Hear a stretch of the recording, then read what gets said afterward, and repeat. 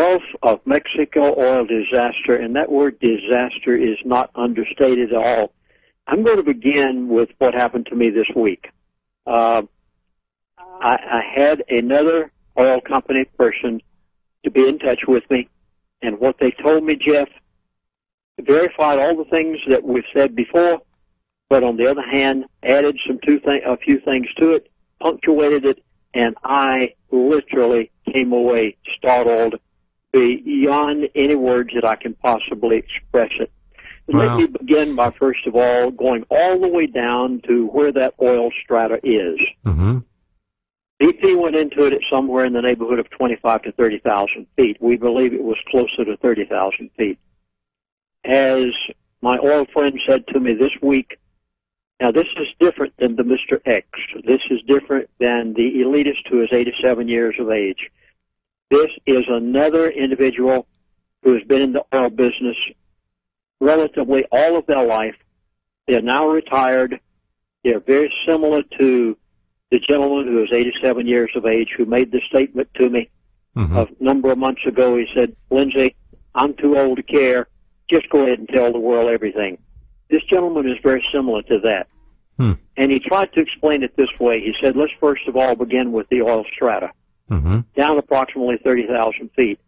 Now, he said just above that, or surrounding it, or encasing it, is a granite rock.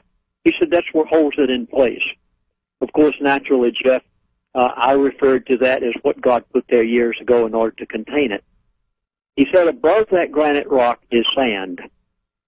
Now, he said that sand can be cauterized. He said the granite rock cannot.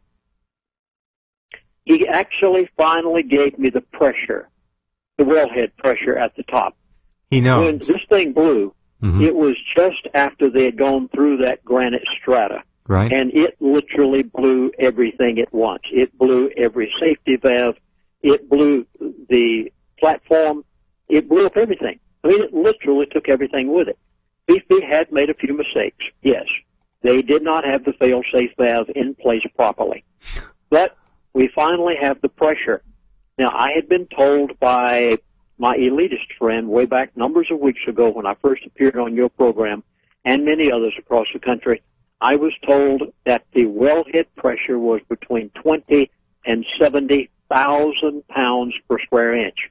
But they never had time to check it. They never had time to prove it because everything blew in one humongous blast when they went through that granite layer.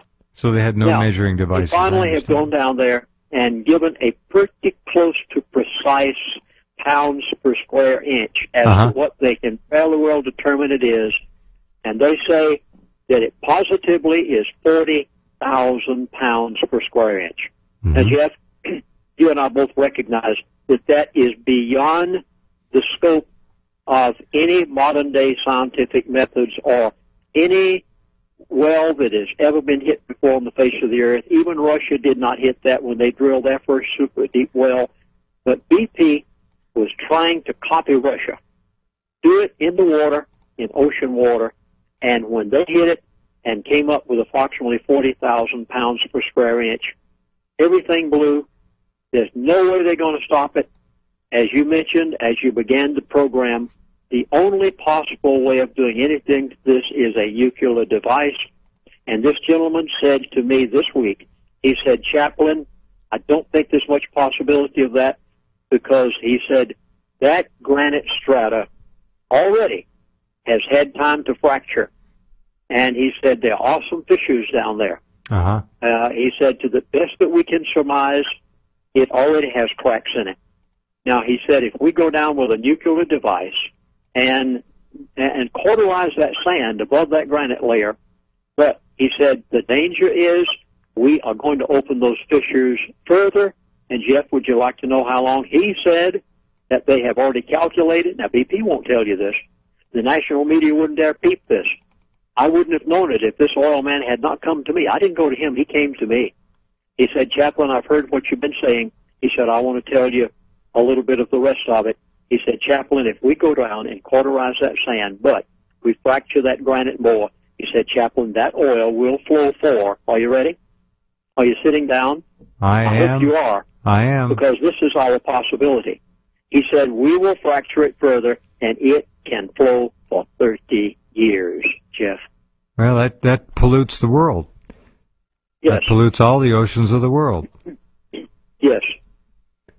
And begins at least a minor extinction level event for an awful lot of life forms.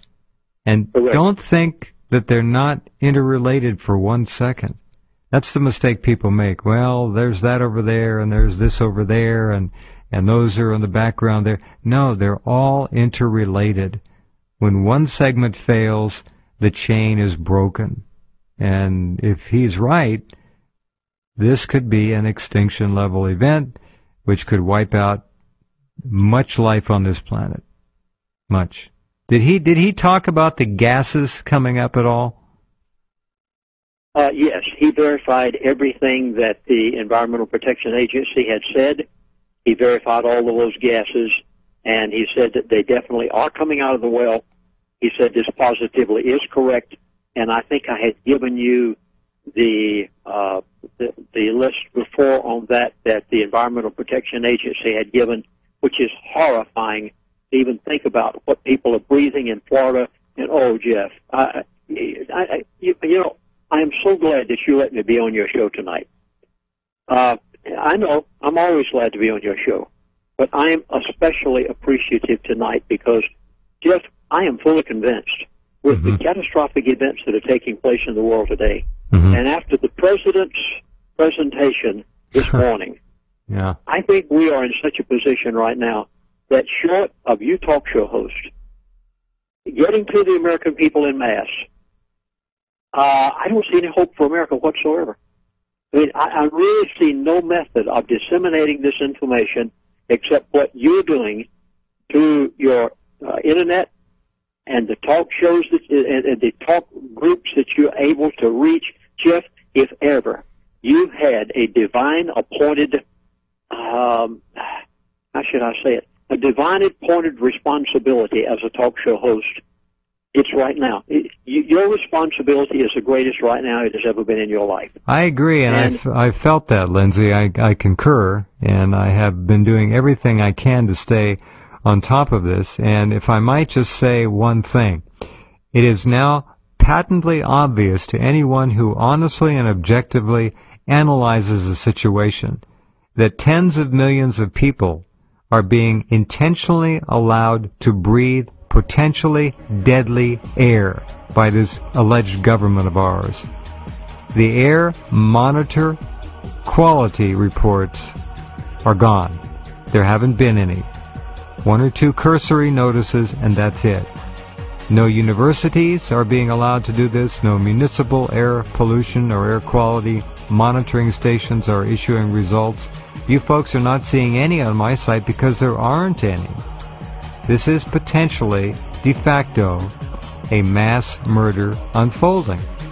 These people are breathing death. It's that simple.